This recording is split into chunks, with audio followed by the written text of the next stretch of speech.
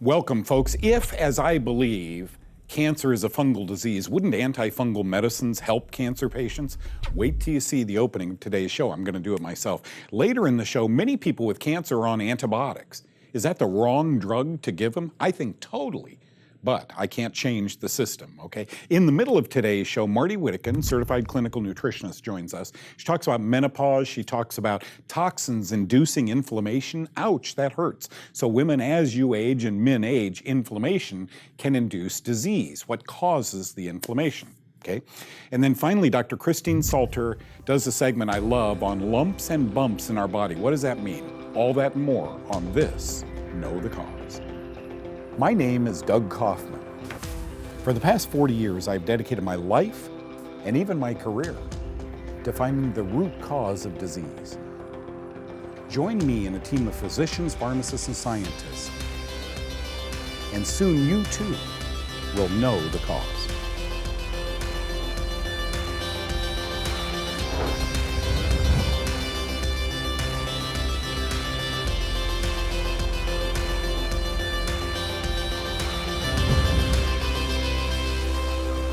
You know, friends, in the year 2017, I must have attended a half a dozen conferences where I was a speaker, both to lay people, and there were huge numbers, and to doctors.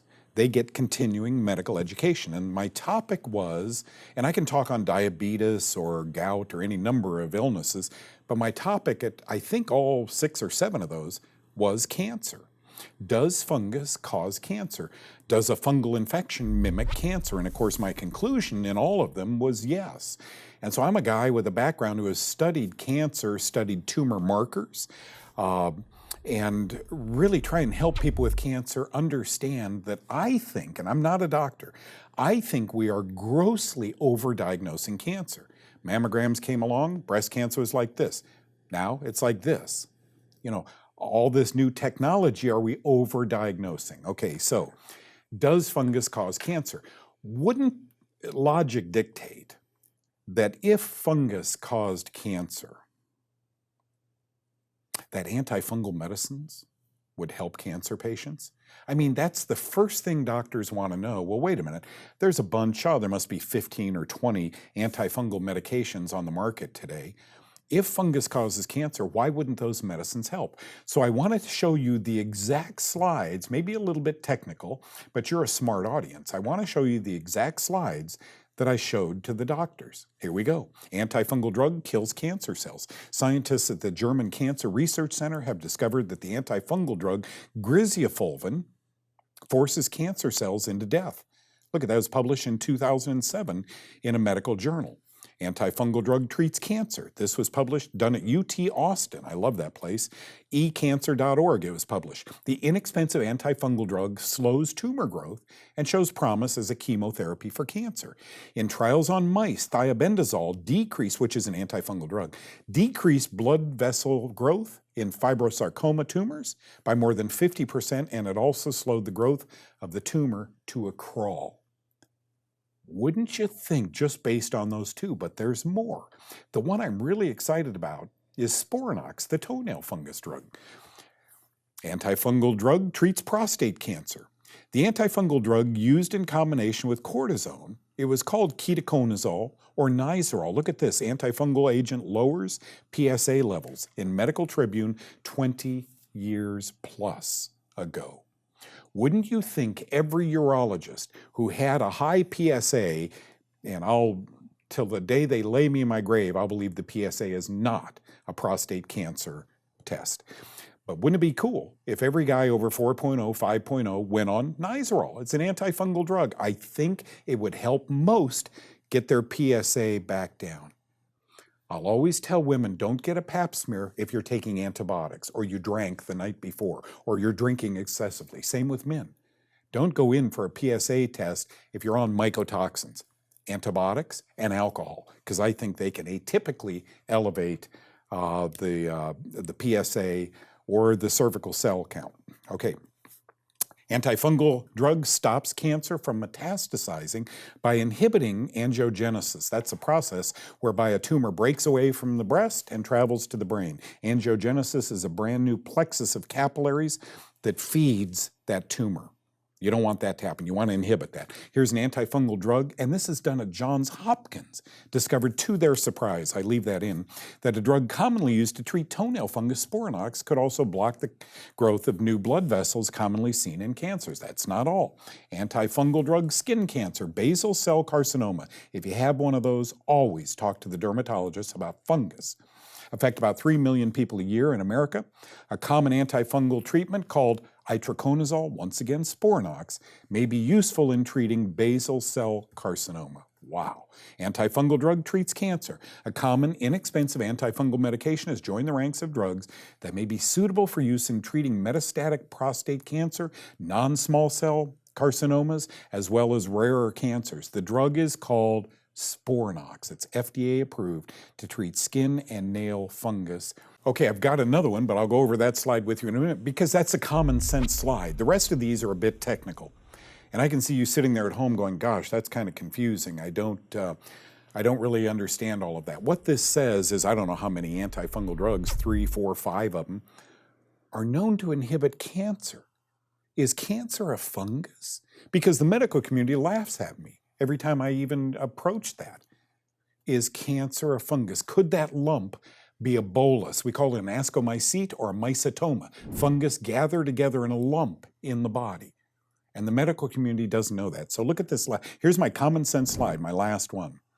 From toenail drug to a cancer drug. It has been previously suggested that Sporanox inhibits the hedgehog pathway. I love that. Through a key regulator of this signaling cascade, maybe not. This paper ruled out that Sporanox worked by inhibiting this hedgehog pathway. So how does it work? Doctors, if I may say, might the reason that Sporanox works for cancer be the exact reason it works for toenail fungus? It kills fungus, and both are fungal conditions, says the Journal of Medicine and Chemistry in 2016.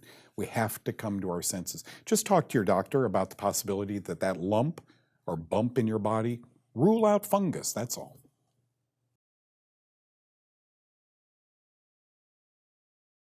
There was a time when, because, ladies, you were 42, 45, 47 years old, you went to the OBGYN, even if everything is dandy, you're going to get prescriptions, right, for menopause. Well, you're going through a change in life. We want to prevent stroke. We want to prevent heart disease.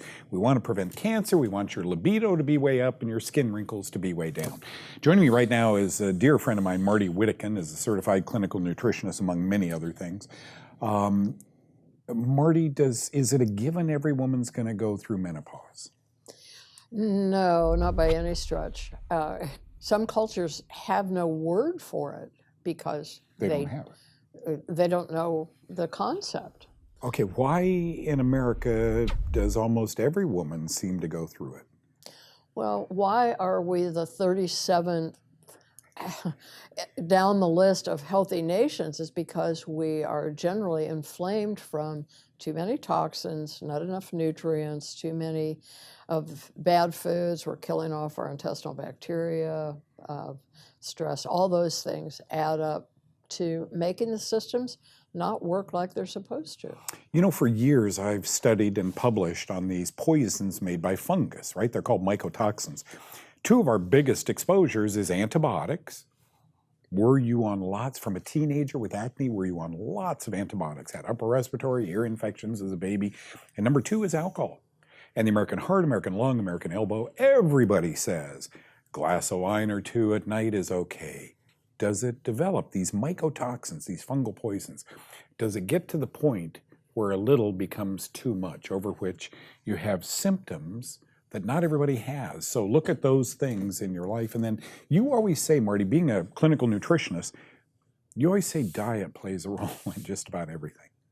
We really have to start there. I mean, if you start going to the health food store and looking in the section for menopause, you'll find a lot of good combinations with soy derivatives or black cohosh and so on. But that's if all else has failed, because really you should work first on your stress levels, because your adrenal glands are supposed to make some of the estrogen to take over for the ovaries when they kind of tire out. Wow. Instead, they're making cortisol.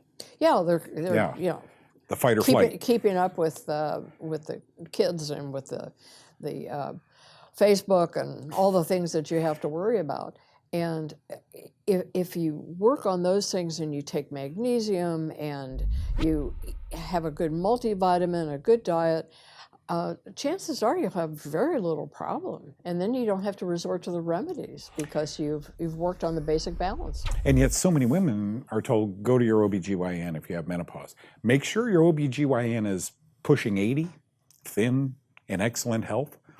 Then that would be an OBGYN that I would go see, some guy, you know. I'll never forget the time when I was working in clinical nutrition with a physician out here at Medical City, Dallas, when a woman, after lunch, a woman came in and she sat at my desk and was dripping from her chin and her nose. And I thought, okay, has she been out exercising? And she told me she was going through the hot flashes, menopause, and so forth. Who am I to know anything about that? Whereas you, in clinical work, saw this a lot. Yeah, I might have had a hot flash, but then maybe the thermostat was set too high. I don't know. Yeah.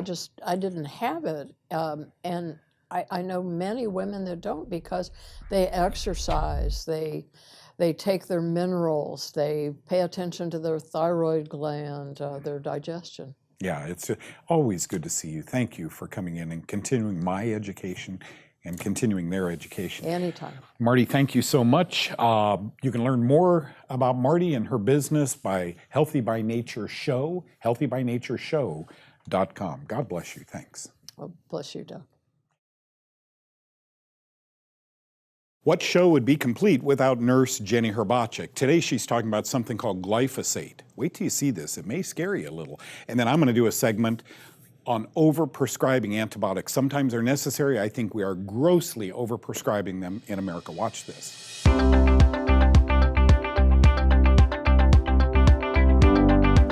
Hi, I'm Jenny Herbacek with The Cancer Connection. The most widely used herbicide in the world is glyphosate, the active ingredient in the weed killer Roundup. But did you know that glyphosate received a patent in 2010 as an antibiotic? The overuse of antibiotics are a big concern. Even the World Health Organization has warned us that we're so overexposed to antibiotics that we have very little protection against superbugs. Antibiotics kill off the good flora in our gut. Remember, 70% of our immune system's foundation is in our gut. So if you want to avoid this antibiotic in your food, you'll want to avoid the crops and processed foods with glyphosate residues. Those include corn and high fructose corn syrup, wheat and wheat products, sugar beets, soybean oil, canola oil, flax, and lentils. That's just a short list. For Know the Cause, I'm Jenny Herbacek. You know, you read these headlines, it's amazing. Doctors need a nudge to reduce antibiotic prescriptions, a study finds. So USC and another school decided to take doctors in Boston, doctors in LA, there were 248 of them, and follow for 1 year their prescriptions, right? And they're all electronically charted, so this organization peeked in on what the doctors were prescribing.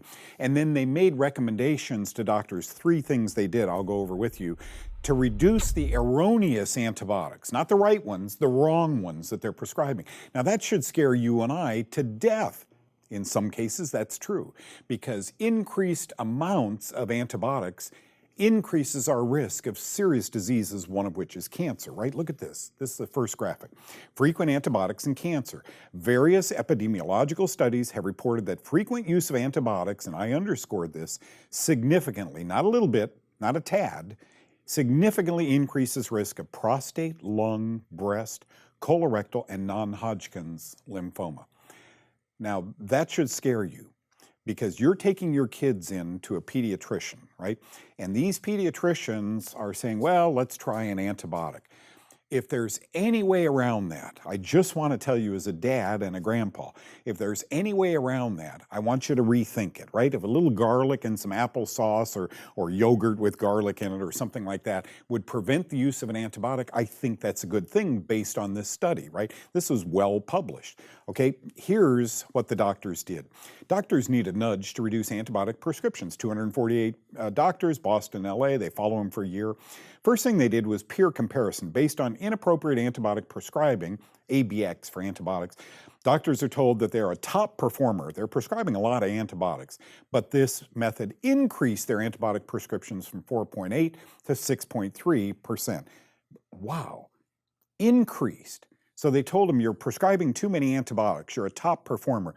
So they increased their antibiotics. Go figure. Second thing they did was called accountable justification. This prompted a doctor to justify an erroneous antibiotic prescription. What did this do? So they told him, hey, you're prescribing antibiotics for the wrong thing. This actually, again, increased the rate of antibiotics from 6.1 to 10.2%. Okay? And the third thing they did was suggest an alternative, wouldn't you? Offer an alternative when an antibiotic was erroneously prescribed for an acute respiratory lung infection. This method actually reduced, thank God, antibiotics from 2%, from 14 to 12%. But here's the take-home message, and this is kind of fun. When they first did this for a few months, they were reporting, hey doc, be careful. Hey, you're using that antibiotic inappropriately, right? Or erroneously. It's an error. You shouldn't be prescribing the antibiotic. Literally, folks, it took antibiotic prescription down a little bit. The cool thing about this study reported in Science Daily was this. A year later, they went back to those 248 physicians and saw if their spanks on the hand made any difference. And that's when you see the numbers here. They actually went back to their old methods. They went back to hyper-prescribing antibiotics. Now, normally, I would have told you 40 years ago when I got into this field, it's no big deal if you take a few antibiotics you don't need. I'm telling you today, understanding fungal metabolites, which penicillin is, we shouldn't be taking these things irresponsibly. We should be taking them responsibly, maybe for 5 days or whatever the doctor orders. Always chase with an appropriate probiotic after you're done with a needed antibiotic, not a not needed. Sometimes, folks, we got to be the patient and we got to oversee the treatment. That's what this is all about, because you're not going to get them to stop prescribing antibiotics or other drugs. You know, Nurse Jenny Herbacek, whom we all know and love, talks about lumps and bumps. No lumps, no bumps, right?